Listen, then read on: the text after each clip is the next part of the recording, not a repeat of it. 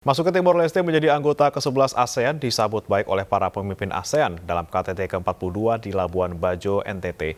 Belum lama ini ASEAN diharapkan bisa mendongkrak perekonomian Timor Leste untuk meningkatkan kesejahteraan rakyatnya. Namun benarkah keberadaan Timor Leste kelak menjadi proksi antara Australia dan China? Berikut laporan iNews lengkapnya.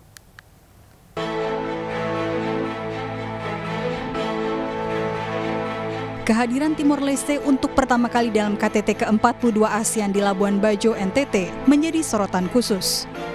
Perdana Menteri Taur Matan Ruak dan anaknya didampingi Menteri Luar Negeri Adalji Zamakno disambut hangat Presiden Jokowi dan para pemimpin ASEAN lainnya, terkecuali pemimpin militer Myanmar dan Perdana Menteri Thailand Prayut Chan-o-cha yang berhalangan hadir. Dalam perbincangan khusus dengan iNews di Labuan Bajo, Duta Besar Timor Leste untuk Indonesia, Filomeno Alexo da Cruz, mengaku pihaknya sangat senang dan bersyukur dengan penerimaan yang baik dari para pemimpin ASEAN setelah 11 tahun mengajukan permohonan keanggotaan. Seperti tadi saya sempat disinggung tadi, bahwa udah lama kita punya mimpi yang hari ini terwujud, karena diadopsinya roadmap dan guidelines buat Timor Leste menjajaki semua tahapan untuk menjadi anggota penuh ASEAN suatu saat. Dan jadi bukan mimpinya terwujud hari ini, mulai diwujudkan. Dan menjadi anggota ke-11, menjadi pengamat karena itu, dan hari ini di bawah kepemimpinan Indonesia, Timor Leste sudah mendapat diadopsinya roadmap dan guidelines. Dan untuk dicatat juga bahwa 2011 pada saat Indonesia menjadi ketua ASEAN, kita submit application untuk menjadi anggota ASEAN. Salah satu isu yang dikhawatirkan sejumlah pihak adalah kedekatan Timor Leste dengan Australia. Sempat timbul kecurigaan bahwa masuknya Timor Leste bisa menjadi perpanjangan tangan Australia di ASEAN. Namun pandangan ini dibantah Duta Besar da Cruz. Kita punya suatu prinsip membangun hubungan persahabatan dengan semua negara. Itu ditandaskan oleh konstitusi undang-undang dasar kita. Kita punya hubungan baik dengan semua tanpa kecuali.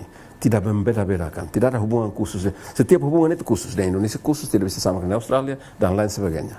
Dan kita percaya penuh bahwa ASEAN punya kemampuan untuk menyikapi semua permasalahan yang dihadapi di kawasan ini. Ahli ASEAN dari Universitas BINUS Jakarta, Profesor Tirta Mursitama, kepada iNews menilai anggapan perpanjangan tangan Australia terlalu jauh. Apalagi ASEAN adalah organisasi yang tidak berpihak.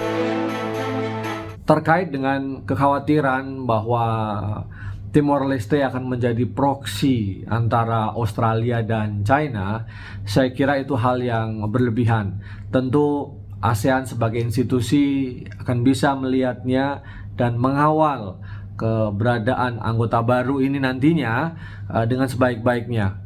ASEAN punya tradisi, punya prinsip yang luar biasa, yang satu sisi bisa menjadi nilai lebih, tapi dalam kondisi lain bisa juga menjadi persoalan gitu ya, terkait dengan prinsip ASEAN Way atau non-interference. Nah, di sini semua anggota ASEAN dilarang untuk secara langsung ya, terlibat dalam persoalan-persoalan domestik negara lain, dan ini merupakan fatsun politik kearifan lokal dalam hubungan di antara negara-negara di Asia Tenggara. Saya kira ini hal yang secara situasional, kalau bisa dimanfaatkan secara tepat, maka ini hal yang baik juga gitu. Meski demikian, kekhawatiran Timor Leste menjadi negara proksi menurut Tirta sebetulnya bisa diantisipasi. Dengan adanya praktek-praktek seperti misalnya ASEAN Outlook on the Indo-Pacific, ya, ada ASEAN Centrality, bahwa ASEAN punya prinsip ASEAN tidak memihak satu kekuatan atau tidak juga memihak kekuatan yang lain, tetapi justru ASEAN ada di driving seat.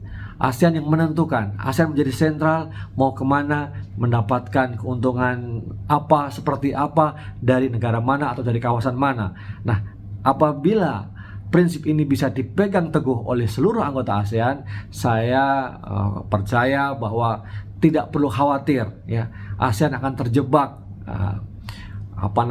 persaingan antara Australia dan China.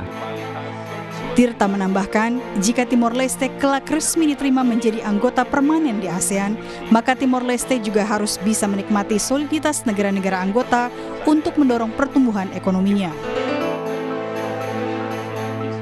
Dengan menjadi negara anggota ASEAN, Timor Leste akan menikmati kebersamaan, soliditas sebagai ASEAN, sebagai suatu organisasi dan kumpulan negara-negara di Asia Tenggara yang nanti bisa meningkatkan daya tawar dalam berhubungan internasional dengan kawasan-kawasan yang lain secara bilateral maupun dalam kelompok-kelompok.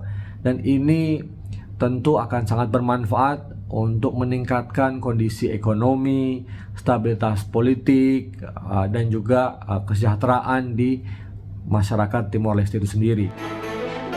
Dari Jakarta dan Labuan Bajo NTT, Wela Sherlita, Giselia Nurrahma, Ade Firmansyah, iNews melaporkan.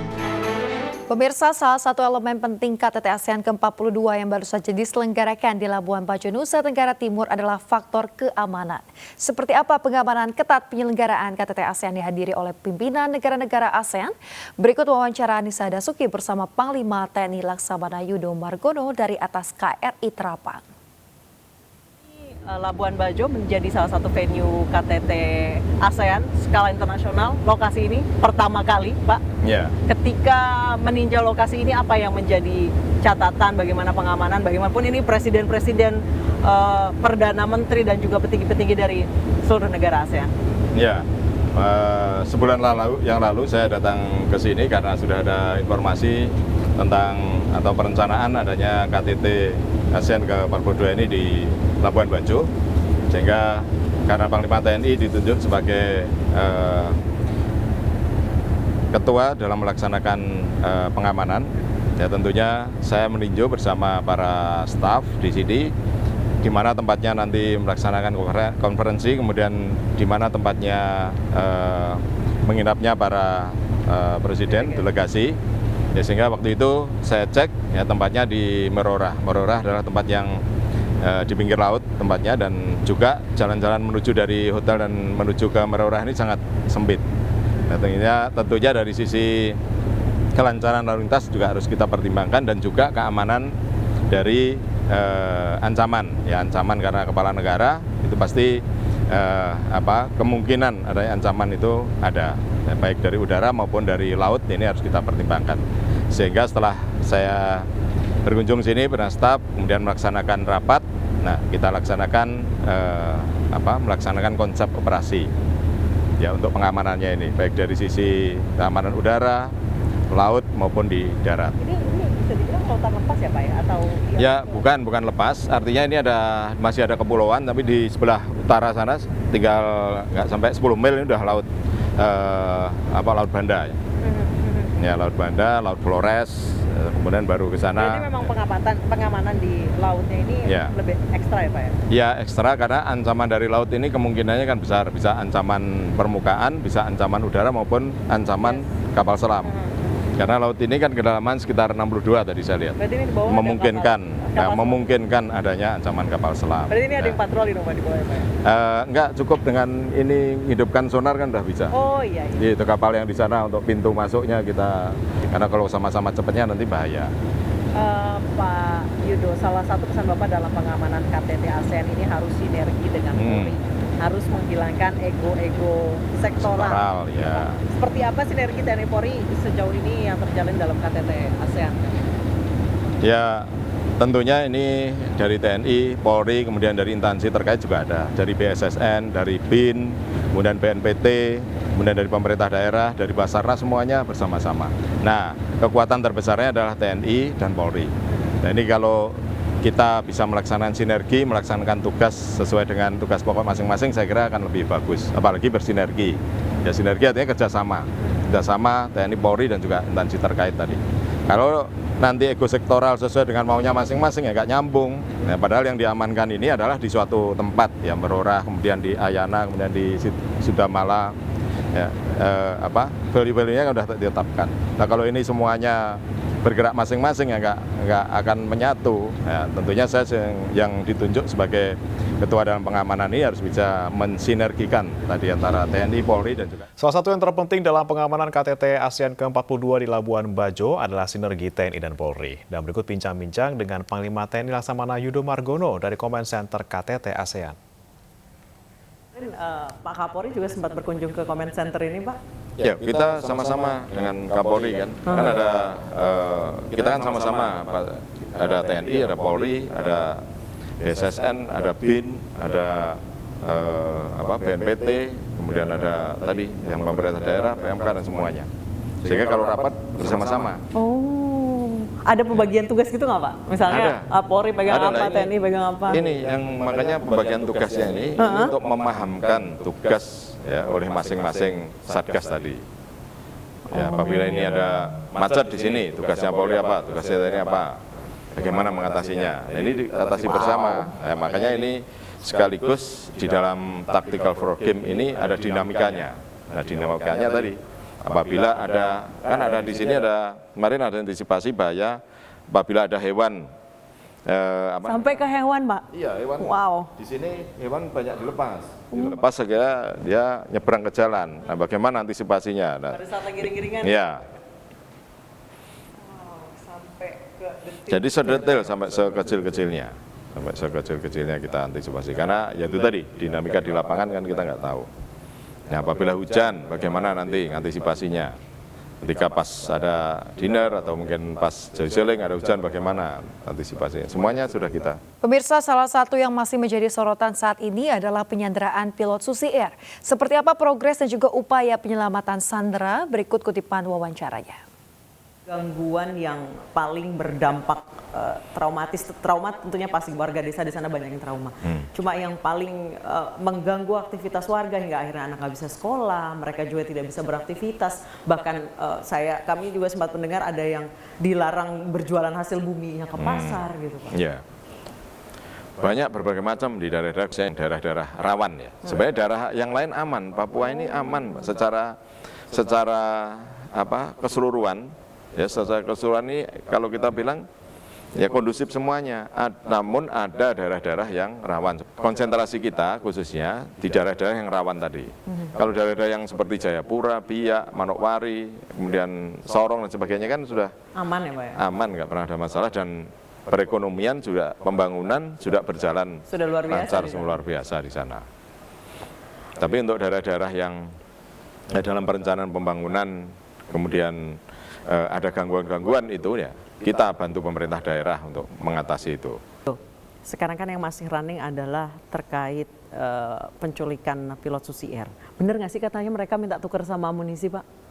Kalau untuk penyelesaian masalah silahkan. Mungkin mau minta apa? Mungkin minta pembangunan sekolah, minta pembangunan sarana kesehatan, minta pembangunan apa? Nah, itu mungkin bisa ditindaklanjuti gitu. Kalau minta amunisi, minta senjata untuk apa?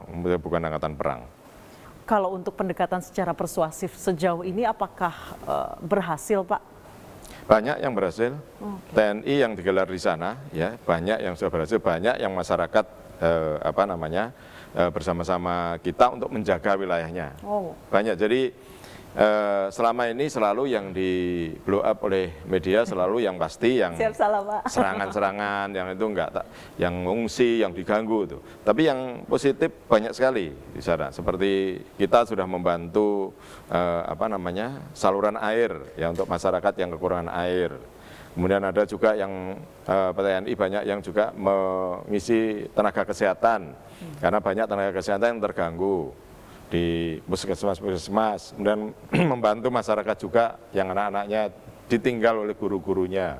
TNI di situ yang bermain untuk mendidik putra-putrinya mereka yang sekolahnya juga dibakar, guru-gurunya diusir. Jadi banyak wilayah sebenarnya yang bisa di blow up untuk mereka bisa sejahtera.